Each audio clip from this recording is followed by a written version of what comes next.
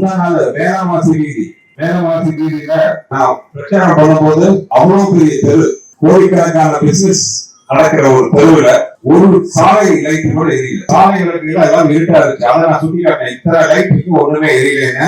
அவசரமா இங்க பாருங்க, நேற்று சாலையில விளக்கு போற வேலையெல்லாம் நடந்துருக்கு. முதல்ல குப்பைகள்லாம் இருக்குன்னு குப்பைன்னு பார்த்தா அவசரமா குப்பையெல்லாம் அள்ளிட்டு இருக்காங்க.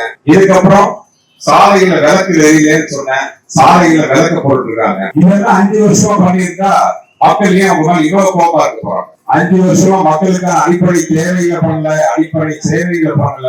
முதல்ல மக்களை நீங்க சந்திக்கல. இங்க இருக்கிற எல்லா தாய்மார்கள், சகோதரர்கள், எல்லாத்தையும் பெரியவர்கள் எல்லாத்தையும் கேட்கிறேன். 5 வருஷத்துல எங்கேயாச்சும் இந்த சட்டமன்ற உறுப்பினர், அமைச்சர் அவர்கள் உங்க குறைகளை கேட்க உங்களை நேரில் வந்து பார்த்திருக்காரா?